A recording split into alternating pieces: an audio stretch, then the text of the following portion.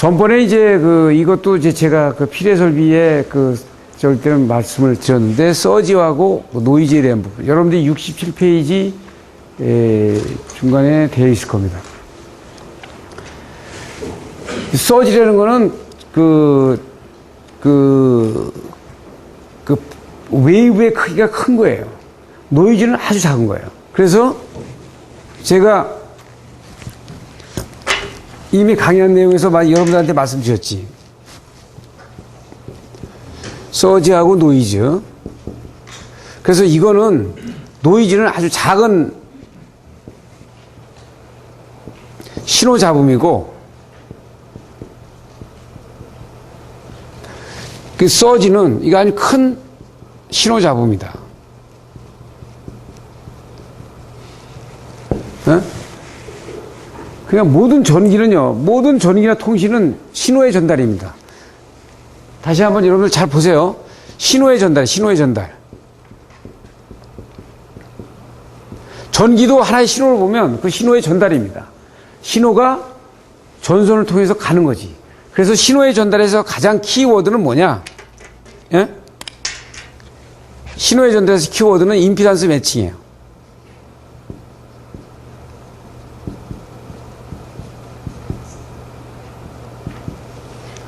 임피던스가 맞아야지. 예? 전기도 마찬가지 아니에요? 지금 임피던스 매칭이 되지 않으면 거기 신호의 전달이 신호가 가다 끊어져요. 그러니까 우리가 성전선로 같은 경우는 임피던스가 낮은 것만이 좋은 게 아니고, 낮다가 조금 다른 선로에서는 조금 높다가 또 다른 선로에서는 또 낮다가 이렇게 되면 신호 전달이 안 돼. 그래서 임피던스 매칭이 돼야 된다. 그래서 이 큰 신호의 잡음은 뭐로 치냐면 낙뢰, 개폐 서지, 예? 얘기했을 거예요. 이 노이즈는 이건 이제 고조파, 예? 아날로그나 디지털의 신호에 대한 노이즈, 이게 되는 거죠.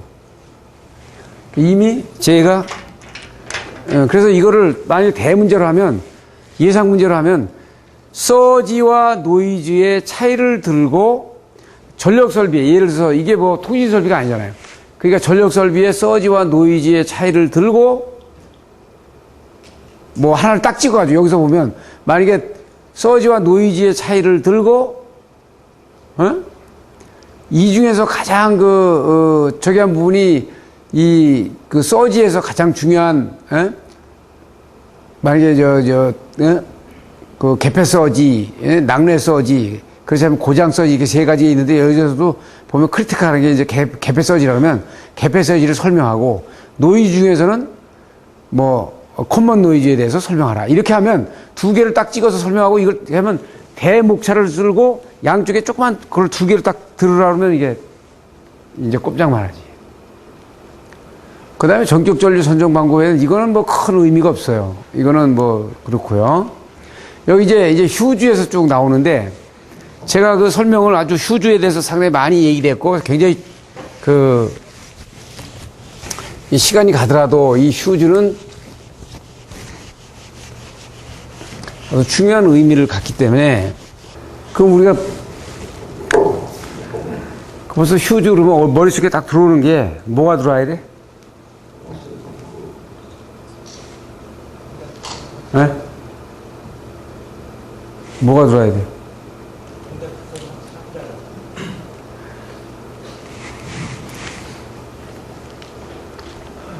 우리 중요한 거 있죠. 첫째, 사병은 총을 잘 쏴야 돼. 사병은 총을 잘 쏴야 돼. 네? 장사하는 사람은 물건을 잘 팔아야 돼. 이것처럼 휴즈는, 차단기는 이상전류를 차단하는 거 아니에요. 그죠? 그거에서 오동작이 없어야 되는데, 오동작이 없다. 그러니까 휴즈는 오동작이 없다. 참 믿을만한, 이게 왜냐면 가장 어떻게 보면 생명이죠. 그죠? 예. 그렇기 때문에 지금 우리 이제 서지 프로텍터 요새 많이 설치되잖아요. 그럼 서지 프로텍터 안에서 만약에 이상이 생기면은 바깥으로다가 화재로다 이어질 수 있는데, 그걸 막기 위해서 안에 휴즈들을 다 거기다 안에다 내장을 시켜요. 근데 휴즈를 내장하는 게 그게 그만큼 막 IT화되고 고도화되고 이래도 이 휴즈만큼 이 프로텍트를 오동작 없이 할 수 있는 게 없기 때문에 그렇단 말이에요. 그것처럼 우리가 이 휴즈 그러면 항상 아주 정확한 동작이다 이거야. 오동작이 없는 것이다. 그러다 보니까 뭐를 해야 되냐? 그러다 보니까 그 동작 특성, 지금 동작 특성 곡선을 잘 이해해가지고 오버로드가 왔다 갔다 하는 쪽에다가 갖다 놓지 말고 정말 우리가 막아야 될 때를 갖다가 잡아놓는다. 이걸 항상, 그러니까 동작, 이게 정확하게 동작을 하니까 오동작을 하지 않도록, 그 레이트를 갖다가 선정하는데 굉장히 주의해야 된다. 그 부분은 이제 들여다봐야죠. 그 전력 휴즈의 특성, 휴즈의 개요, 그래가지고 가고, 지금 보시면은 이제 파워 휴즈는 이제 600V 이상에서, 그래서 여기서 중요한 내용들이 여기 보면은 여기 0점 차단과 뭐 0.01초로 다 동작 특성 뭐 이게 쭉 있죠. 0.01이라는 게 0.03초하고 0.01이라는 게 그 BR 유형 차단기에서 0.01이 들어올 수가 없다 그랬죠. 그러니까 여러분들은 이걸 외우는 게 아니야. 공부를 제가 지금 이 강의를 하기 위해서 또 옛날 거 막 다 책 보고서 한 게 아니고 오늘 강의할 내용 유의물을 쭉 다시 한번 보면서 머리로다 이렇게 회상을 하고 오죠. 그러니까 그리면은 항상 여기 0.01세크 돼 있고 여기 한 0.03세크 딱 기준을 잡아야 되고 여기 한 10세컨드 이게 딱 잡아야죠. 그래가지고 여기 이렇게 10세컨드면은 요 위로는 요거는 과부하 영역이다 이렇게 했어요. 요 밑으로는 단락 영역이다 이렇게 했어. 그래서 BR 유형 차단기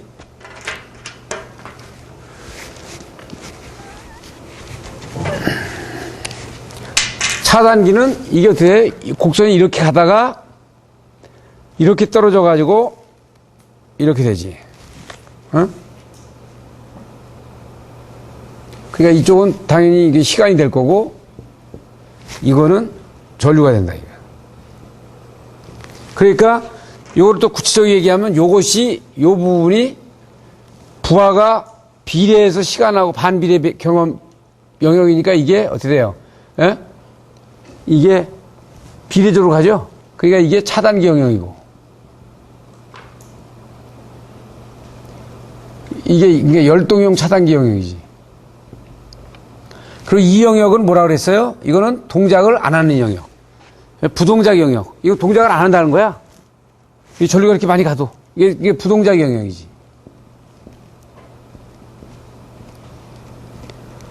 그리고 여기서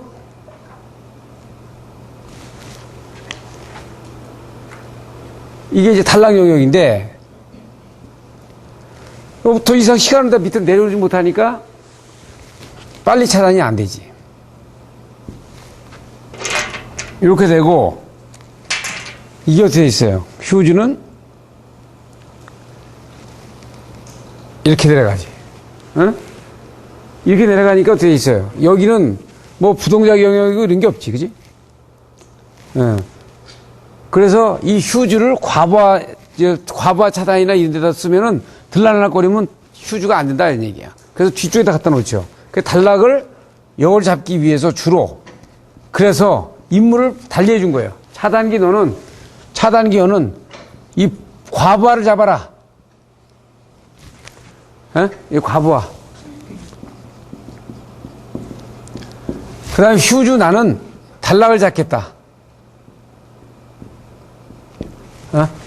이렇게 된 거예요.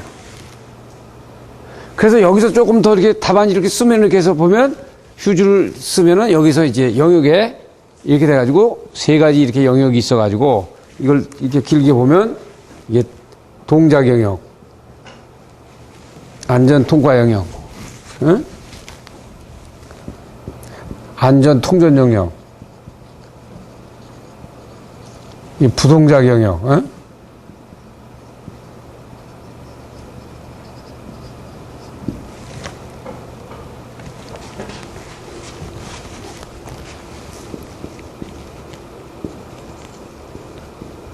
이렇게 표현해도 되고, 여기는 어떻게 돼 있어요? 여기는 이게 오차 영역이지. 응? 답안을 쓸 때도요, 이렇게 그려도 돼요, 이렇게 해주는 게 아주 답안지가 살아있고, 오히려 확실하게 이 사람이 안다, 이렇게 보는 거야. 응? 정말 이 전략 휴주, 이거는 뭐 몇 번을 강조해도 중요하죠. 이런 부분들. 그러니까 여기 지금 여기 보면 그림을 몇 개 잘 집어넣어놨는데, 많이 못 집어놨어요. 그죠? 그러니까 그림을 이제 이걸 가지고 이제 여기서 불필요한 부분들 이런 것들은 좀 빼버리고 이게 놔야 되지. 파워 휴즈, 동작 특성에 대한 장단점, 휴지 차단기와의 특성 비교 나오는 거죠. 그러니까 여기에서는 이 그림이 나와야 되지.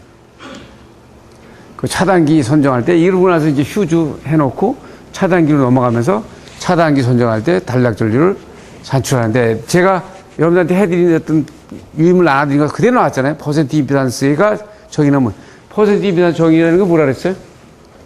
퍼센트 임피던스란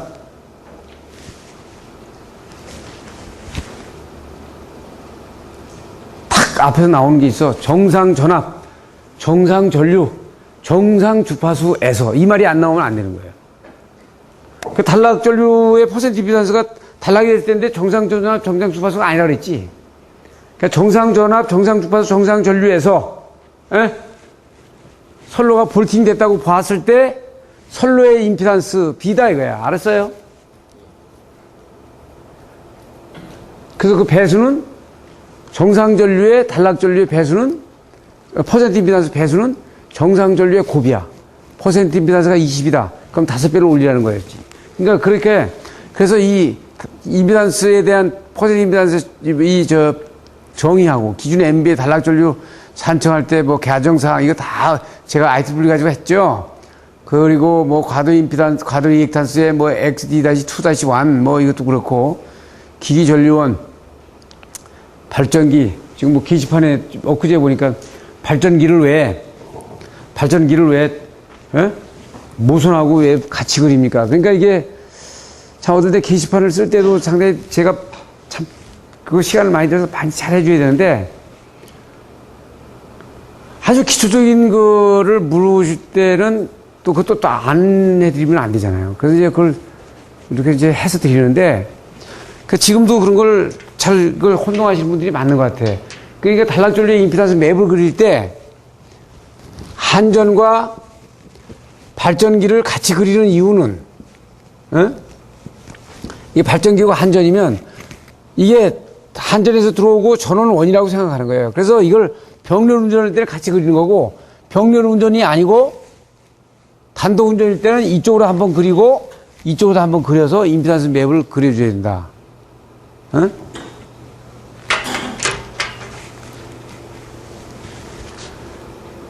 그래서 여기서는 이제 아래층 대수의 비와 의미, 이거 굉장히 중요하지 않습니까? 아래층 대수의 비, 아래층 비가 무슨 3이면 1.3이고 1.5면 어떤 뜻인지, 5면 어떤 뜻인지 의미를 알아야 된다. 그래서 이런 것들은, 그래서 여러분들한테 제가 회로 이론을 가서 배워라. 기본적으로 개념을 배워라. 최대 최소 조건이 왜 나오는지 배워라. 이런 것들을 얘기를 하는 거예요. 그러니까 이게, 그래야 이 전체 전공 강의를 할 때 여러분들이 거부감이 없이 그것이 촥촥촥촥 갖고 들어갈 수 있어요. 단락전류의 종류 있고 적용 있고, 그래서 퍼센트 임피던스 단락전류를 산출할 때 가장 많이 적용하는 이유, 그 다음에 목적이 나오죠. 그래서 단락전류 프로와 도시 및 쭉 해가지고 보면 예상 스켈톤을 그린다, 퍼센트 임피던스 선정한다, 고장점을, 이게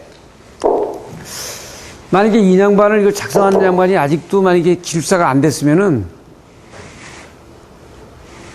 유재영 씨라고 만약에 기술사가 안 됐으면은, 이게 이렇게 정리했다는 건 어떻게 보면 이해를 했다는 얘기인데,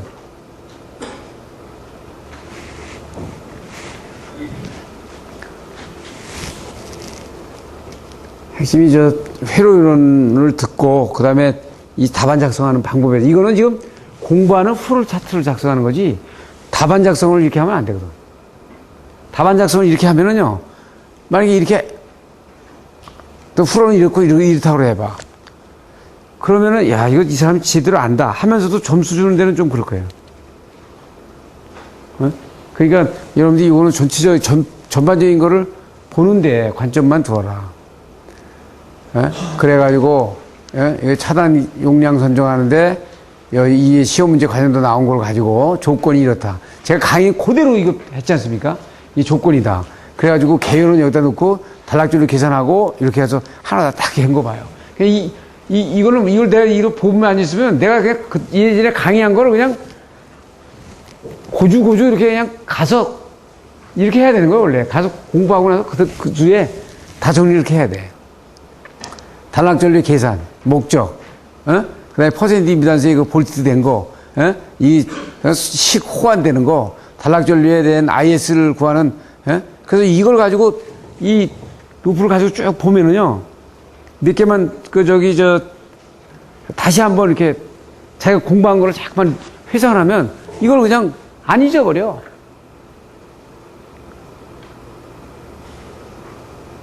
참 요새는 너무 편하게 공부들 해. 진짜 제가 공부할 땐 참 지금 지나서 보면은 참 대단했어요. 제가 진짜 책으로 타이탄에다 책을 한 2차는 실어다가 하숙집에다가 벽면을 딱 책으로 놔놓고 제가 안전뱅이로다 이렇게 앉아가지고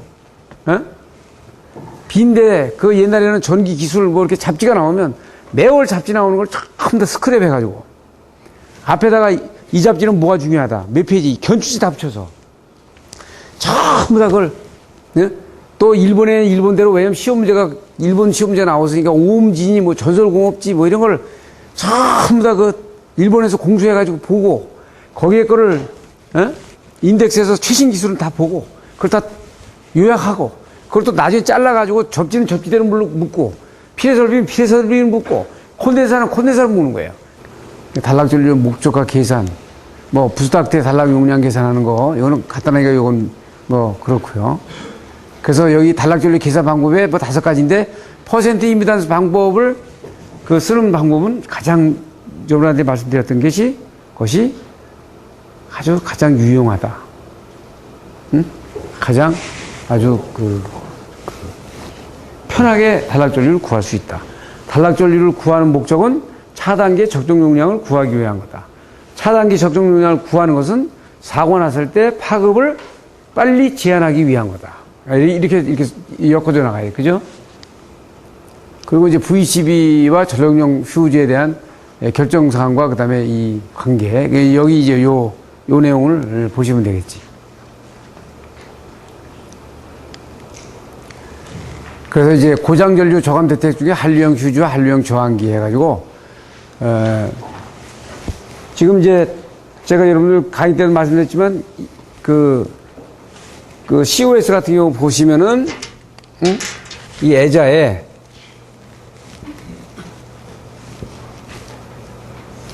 여기에 휴즈가 들어가 있는데, 이 휴즈가 들어가 있는데, 이게 오픈되어 있어가지고, 공기가 왔다 갔다 할 수 있게끔 휴즈만 갈아 낀 게 있고, 이것이 밀폐형으로 다 해가지고, 여기 규산염인가 다 집어넣어가지고, 휴즈가 안에 들어가서 되도록 하는 게 있어요.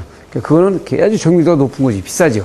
그러니까 그런 것들이 이제 비한류형 휴즈라고 보면, 이런 것들은 이제 한류형 휴즈는 그렇게 밀봉되어 있는 상황에서 동작 특성 곡선이 아주 좋은, 아주 예민한 것들을 얘기를 하는 거예요. 그래가지고, 이제 여기 보면 여기 뒤로 넘어가면 이제 전압 강화에 대한 영향과 대책. 요 순시 전압 강화나 순시 전압 강화에 대한 영향, 대책이 나오죠.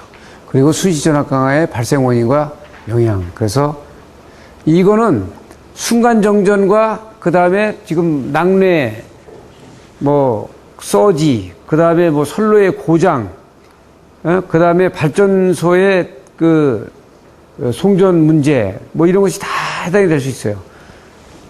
수위 전압 강화에 대한 교란에 대한 원인, 사고 정전, 작업 정전, 전압 강화, 상강 프리카, 고조파 이것도 들어갈 수 있는 거고, 그래서 미치는 영향은 제조업의 영향, 일본 사무실 컴퓨터, 순간 전압 강화에 대한 대책이 나오죠. 차단기를 용량을 어떻게 구하냐. 그래서 뭐 154 kVA 때 22900대 차단기 여러분들 시험 보는 입장에서는 520MVA 다음에 520MVA 차단기를 쓸 때도 보면 다 구하면 200MVA 밖에 안 나와요. 200MVA 이하로 나오는데 실제 그 위에 520MVA를 쓰잖아요. 그거 왜 그럴까? 그래 내가 얘기했나요? 한전에서 200MVA를 조그만 걸 써가지고 넘어 들어오는 걸 막기 위해서 좀 이렇게 크게 수용가에다가 다당 용량을 큰 차단기를 설치하도록 이렇게 전진 배치 시켜놓은 거예요. 그러다 보니까 국가적으로 다 나가는 건 굉장히 많지. 예? 그런 의미에 있다. 그래서 이건 이제 이런 차단기 투입 방식은 상당히 옛날에는 이게 많이 나왔는데 지금 거의 이제 이거는 안 나오는 겁니다.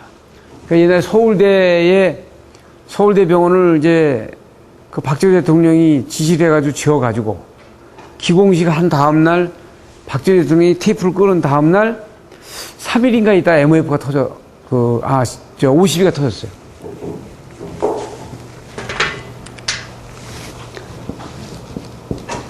이제 50이라고 하는 건 탱크형 52. 옛날에는 탱크형이 있었어, 이렇게 돼가지고 여기 뭐 박스 있고 여기 애자가 이렇게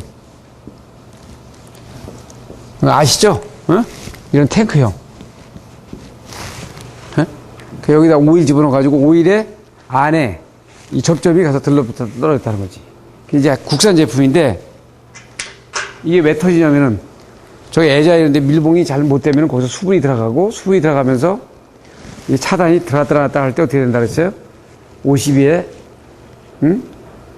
이 오일에는 CH4가 있어가지고 그 차단하고 그럴 때 열이 굉장히 크게 나는데 열이 날 때 돼 있어요. 탄소와 수소가 분리가 되면서 냉각을 시킨다 그랬지. 근데 거기 수분이 들어가면, 오일에 수분이 들어가면 H2O가 들어가니까 그 불꽃하고 산소가 함유를 해가지고 터지는 거예요. 그때 이 52 같은 경우는 이 밀봉이 수분을 밀폐하는 게 가장 아주 이 중요한 적인데, 그래서 옛날에는 이 투입 방식을 뭐 콘덴사 투입 방식 뭐 그래가지고 했는데 지금 워낙 저기 돼가지고 이런 것들은 이제 내가 봤을 때 예전에 시험 많이 나오는데 이제는 뭐 거의 별 의미가 없고요. 그리고 차단기 소호 메커니즘, 이거는 시험 문제에 좀 많이 나올 수가 있어요. 그러니까 이제 OCB와 VCB와 GCB 자기 차단기의 소호 메커니즘은 전기를 하는 입장에서는 반드시 잘 알아야 된다. 응? 잘 알아야 되죠. 그래서 그 중에서 여기서 SF6 가스 차단기를 알면은 뭐 다 아는 거다. 그러니까 기둥 차단, 기둥은 공기 중에서 일단 차단하니까 거기서 전자가 발생이 되면 자연 소모를 하도록 하는 거니까 아크가 크고 당연히 그럴 수밖에 없죠. 그 VCB. 진공에서 하면 왜 진공 차단기가 좋다 그랬어요?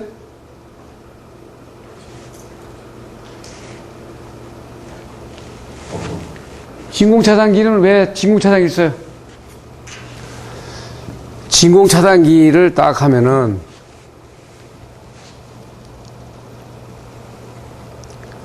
이게 나와야지.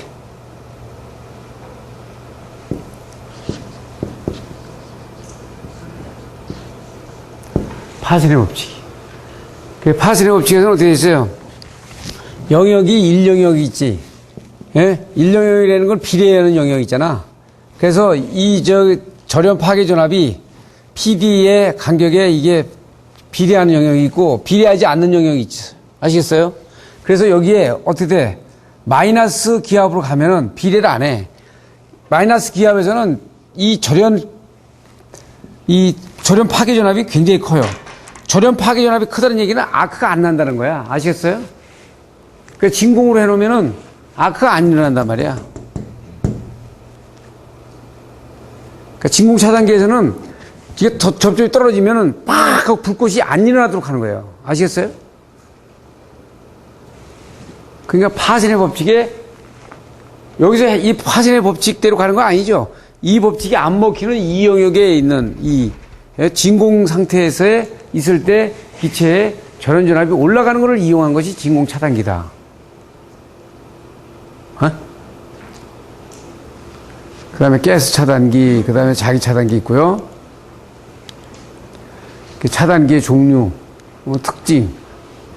여기서 이제 이렇게 OCB, VCB, GCB, MCB 이렇게 쭉 나오고, VCB, 뭐, 누전 차단기로 이제, 하나 차단기로 나와가지고 이렇게 보고가 있는데, 그렇고, 저하 배선용 차단기는 이건 이제 참고로 보시면 되고, 누전제 차단기, 뭐, 저기는 이제, 그런 부분에서 이제, 다중 접지가 되면, 지금 접지가 이제, 환경이 지금 이렇게 바뀌지 않습니까?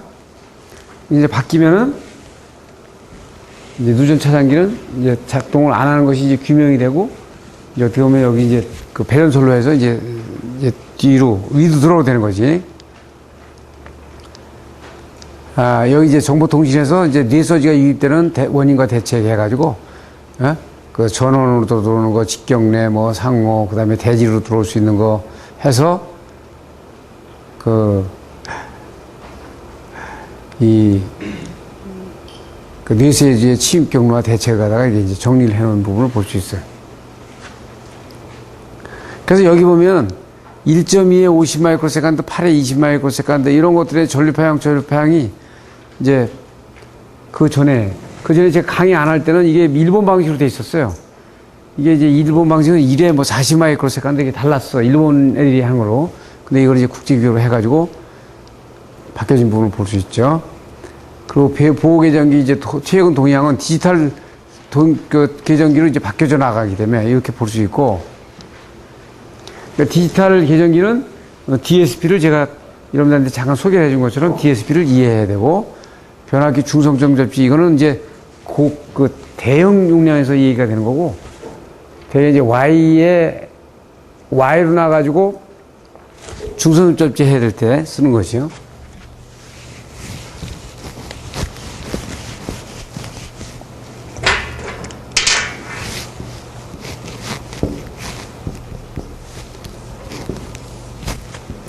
이렇게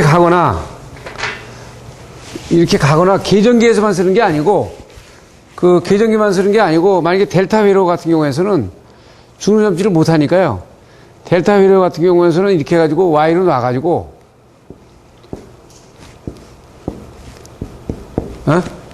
이 델타 회로에서 중성접지를 못 끌고 하니까 여기다 2차 변압기 또 Y를 또 한번 감아가지고 이렇게 해서 쓸 수 있는 거예요.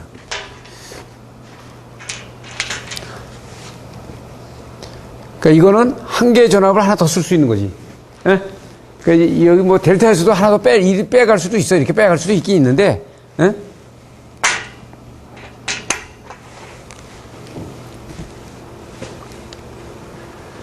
그 다음에 자동 구분 개폐기. 이게 이제 자동 구분이 ASS에 이제 한전에서 솔로 사고 나면, 예? 자동 떨어졌다가 또 1초 2 뭐 이렇게 다시 리크로징 됐다가 다시 있으면 다시 떨어져가지고 다시 안 들어가고 뭐 이런 부분인데, 이것들은 이제 한전에서 선로 구간을 이제 줄이기 위해서 옛날에 했던 방식들이에요. 그 다음에, 유도장애 방해, 이거 정전 유도하고 전자 유도에 대한 부분. 그래서 이제, 우리한테 얘기되는 건 되게, 전자 유도에 대한 부분은 정전 유도는 거리만 띄면 되지만 전자 유도가 문제가 그러니까 요새 EMP 폭탄이라고 뉴스에 많이 나오죠? 제가 그 자료를 일본에서 취합을 해서 군 관계자들한테 제가 전달을 했어요. 한 2, 3년 전에. 그러니까 항공기에서 폭탄을 내리면 이게 공중에 터지는데 이 강력한 전자기파를 발생시키는 거예요. 그러면은 밑에 뭐 5km 반경에 이게 낙뢰 서지 들어간 거 똑같은 거야. 그래가지고 뭐 통신장비 다 날아가는 거예요. 그래서 한번 생각해 보세요. 사람을 줄 이유가 없지. 요새는 전자장애이니까 뭐 레이더니 뭐 미사일이니 전부 다 전자로 다 움직이는데 그냥 위에서 당당당당 몇 개만 떨어뜨려가지고 그게 터지면서 저기 되면 뭐 무기들 다 소총만 말고는 다 스톱이지. 응? 그래서 그거를 지금 이란 쪽에는 몇 번 사용한 거. 요새 신문에 자주 나오지 않습니까? 한국에 그런 무기를 이제 개발하는 문제. 그러니까 어떻게 보면 반대로 보면 그거를 방어해야 되니까 방어하려면 레이더 사이트라든지 무슨 이런 저기에서는 강력한 어떤 전자장애를 죽이는 무기로부터 방어를 해야 되기 때문에 방어를 하는 또 그 많이 툴도 만들어줘야 되죠. 그러니까 철저한 시드지. 그러니까 그거는 아주 딱 다 싸는 수밖에 없어요. 그 케이지를 다 싸가지고 접지를 하고 들어오는 계통들 전부 다 그 인슐레이팅 하고 그 SPD, 서지 프로텍터를 잘 달고 뭐 이런 식으로 그 방법밖에 없지. 서지 프로텍터도 뭐 1단, 2단, 3단 해가지고 이렇게 다 달아줘야 되는 부분이 있죠. 고조파 장애 방지 대책. 이것도 시험 문제 참 많이 나왔던 문제 중에 하나. 이제 이미 너무나 많이 나와가지고 식상할 것 같은데 이건 또 나오지. 또 나온다. UPS라든지 뭐 이런 부분 뭐 이게 계속 정리가 되기 때문에 이 고조파. 그래서 이걸 알려면은 반드시 PWM 방법과 PAM 방법 이런 방법들에 대한 부분을 반드시 여러분들이 분석을 해야 되고 그 소자에 대한 개념에 대한 기초 지식이 있어야 되고 그런다.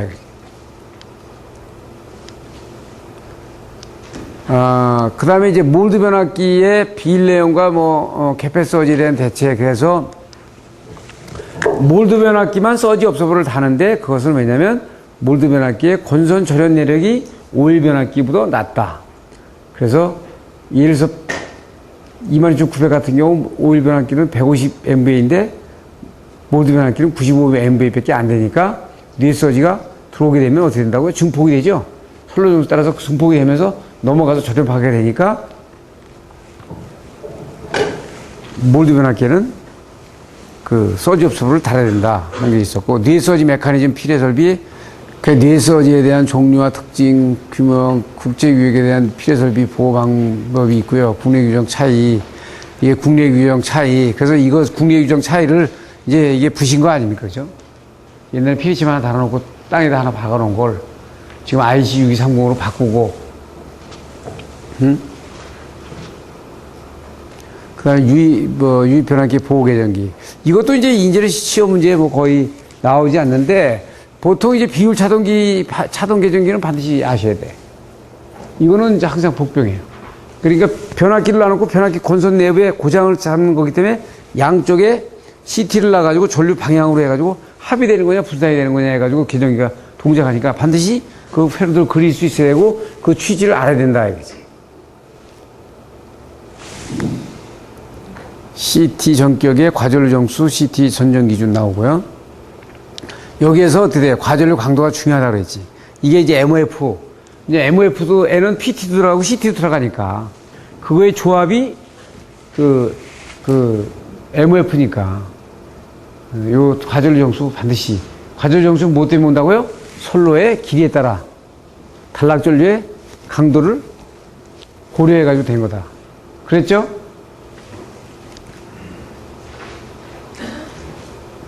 피레기. 이것도 시험 문제 너무너무나도 많이 나왔던 문제들이에요. 참 보면은 아주 참 강의도 열심히 듣고 참 아주 그냥 잘 작성을 했어요. 그러니까 그래서 어떻게 돼? 이 비대칭 곡선이 이렇게 되는 게 가장 좋지, 그죠? 네? 그래서 비대칭 곡선을 설치하는 문제. 네. 그러면서 이건 ES 비대칭과 기존의 비교만 그래서 이거가 이제 그때는 한참 많이 써서 이게 이제 문제가 이게 이제 보호 반경을 이제 막 넓힌다 그래서 이건 아니다. 이거 아니다. 이게 강의를 하다 보니까 이게 이제 이해는 거예요. 또 시험 문제를 이게 관련되는 사람이 있었는지 몇 번 시험 문제가 나왔었어요. 그래서 이게 이제 관련도 시험 문제 몇 번 나왔어. 그래서 이것이 이제 돌면서 지금 이게 이제 기준이 바뀌면서 완전히 다 들어가 버린 거죠. 진상용 콘덴사. 자, 이건 해도 나오니까 이건 반드시 정리해가지고 답안을 쓰고 이렇게 나온다고 해도 이게, 이식 하나 때문에 이식 하나를 제대로 전기를 못 해가지고 콘덴사, 역류를 얼마를 올려야 되는데 콘덴사 얼마 집어넣냐. 그러면 그걸 못 풀고 앉아있단 말이에요. 그러니까 안 되지, 그럼.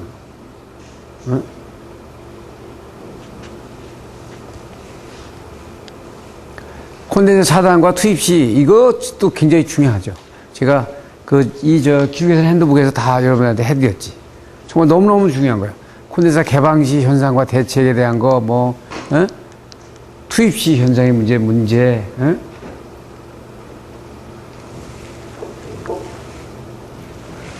다시 한번 이렇게 생각을 정리해보면, 그려보면, 콘덴사 투입, 개폐할 때 어떤 현상이 나타난다고요? 제가 이 얘기를 하면은, 공부가 되신 분들은 이게 딱 어떤 그림이 그려져야 돼. 차단은, 들어가는 거는 저쪽이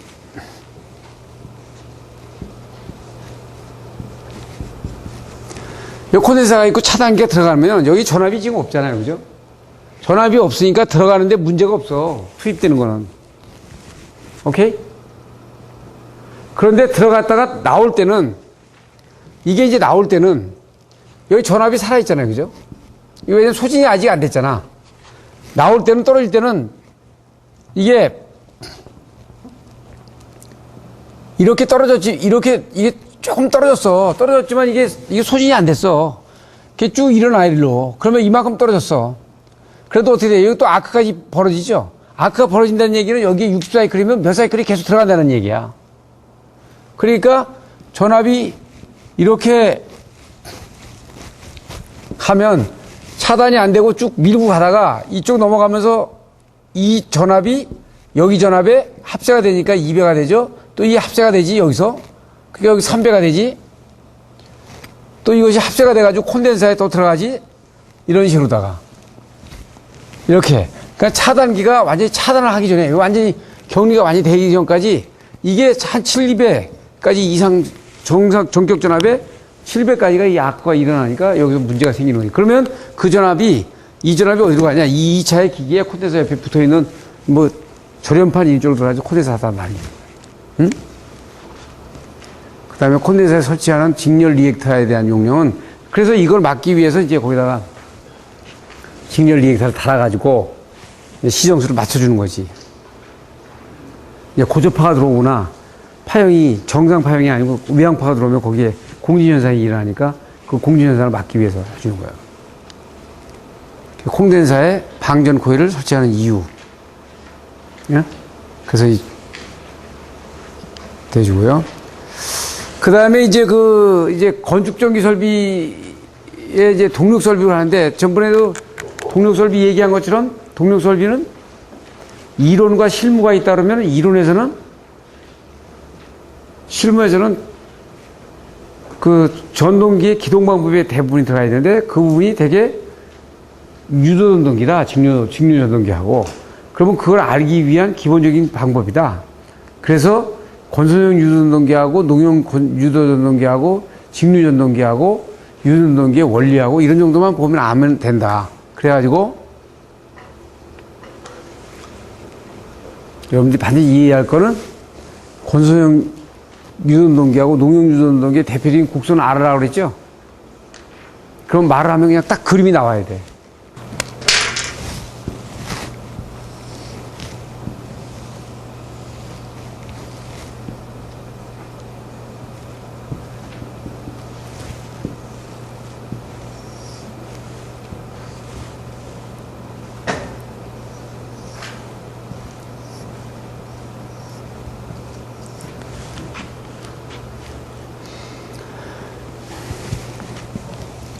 농용 유도전동기는 이 토르크 곡선을 변화시킬 수 없다.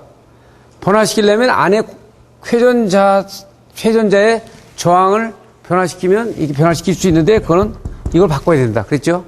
그래서 이거를 그리면 이게 이렇게 그릴 수밖에 없어. 토르크를 가져갈 수가 없는데 어떻게 돼 있어? 수립에 따라서 토르크를 가져갈 수 있는 게 농용 건선형은 가능했다. 이게 대표적인 그림이라 그랬어. 그죠?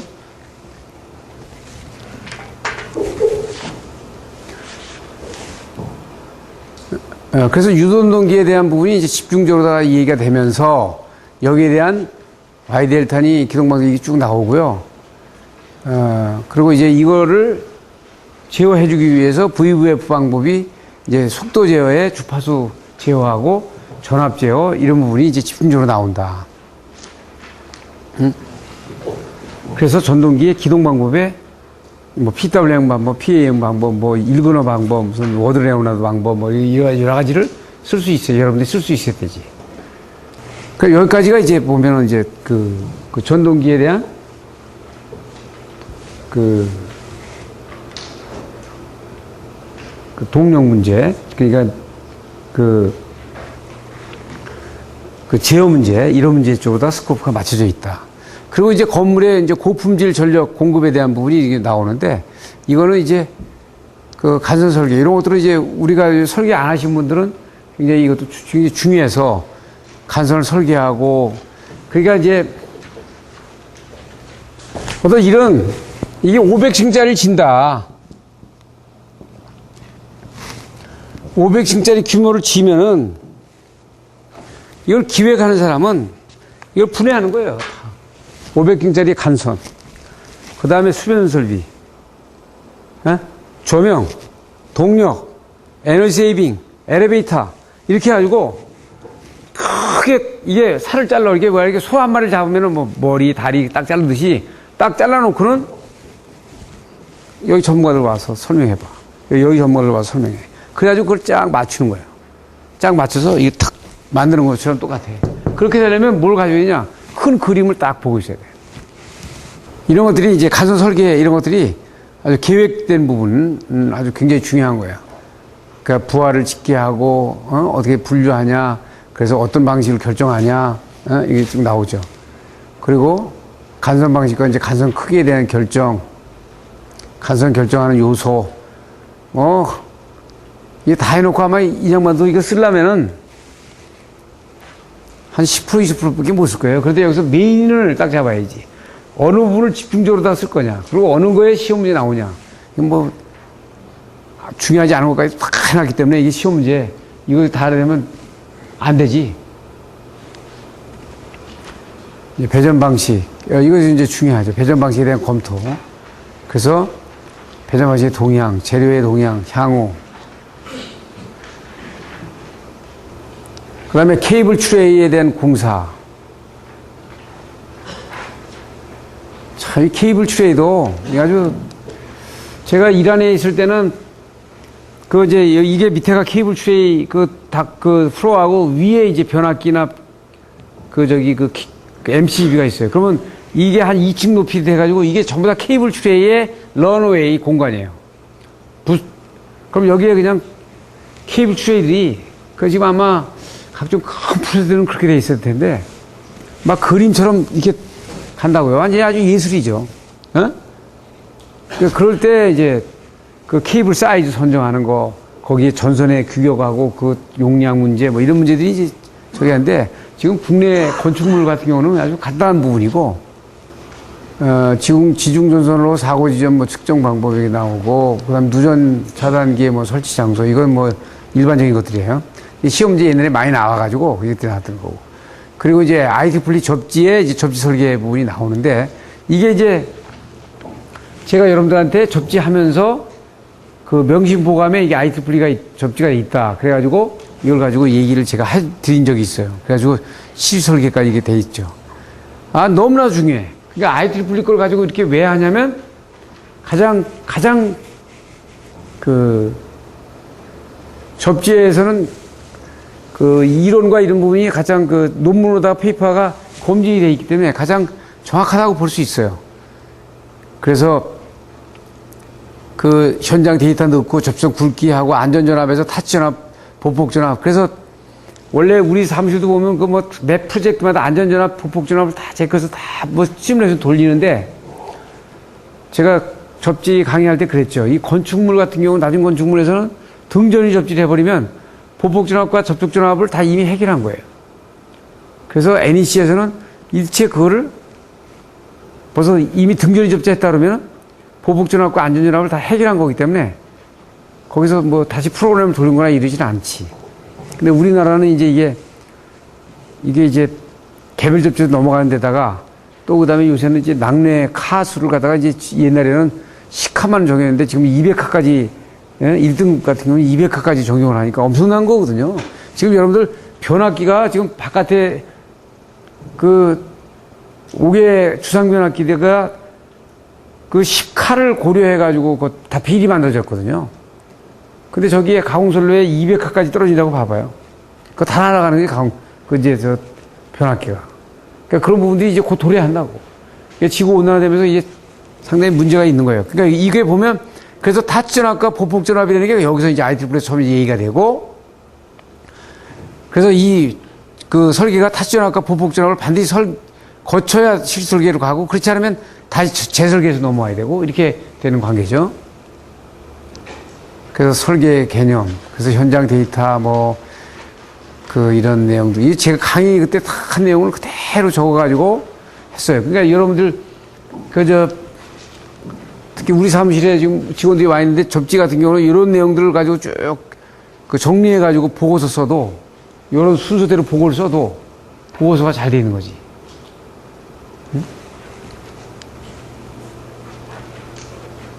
그 대형 도시에서는 이제 구조체 접지. 이제는 요새 또 전기안전공사에서 1종, 2종, 3종 가지고 막 얘기 안 하죠. 요새는 얘기 안 하죠. 이 안전공사가 아무리 보게 돼도 얘기하면 이제 자기네들이 바보니까 얘기 안 하지, 이제. 대한민국이 그렇게 이제 접지가 이제 변했어. 자, 이렇게. 10년 걸려, 10년. 이제 의미 없죠. 이제 그 통신도 다 알아요. 통신도 다 연접하고. 그러면 이게, 그런 과정에서 이제 구조체. 그런데 그게 연접해가지고 문제가 있느냐? 문제 없다. 문제 없는 것이 이제 증명이 되니까 이제 법규가 이제 뒤따라들어가는 거예요. 지금 내선 규정을 미리 앞에서 바꾸자 그러니까 못 바꾸고 바깥에 보겠습니다. 바깥에 이제 다 되니까 이제 바꾼다.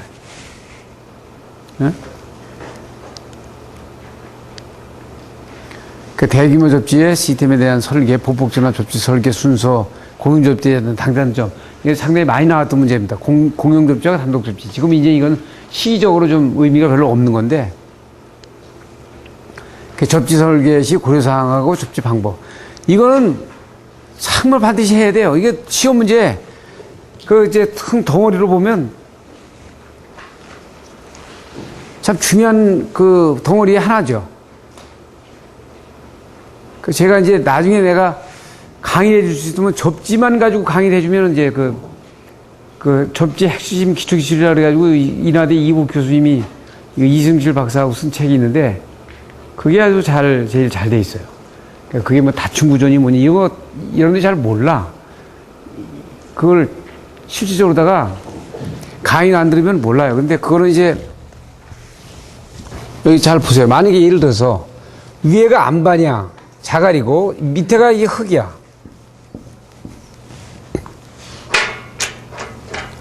그러면 접지를 여기서 이렇게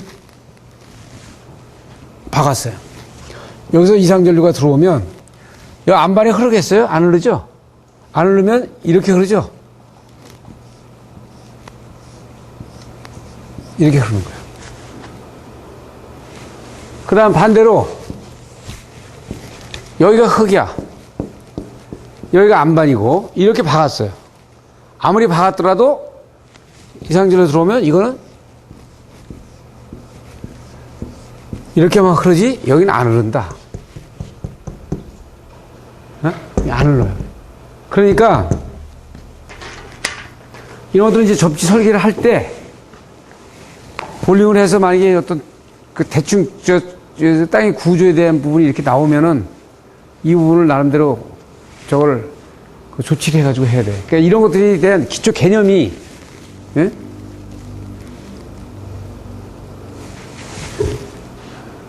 접지 설계 시 고려사항 아주 잘 돼 있는 겁니다. 이게 아주 이 접지 옛날에 이제 문제점에 대한 거 이거 그렇죠.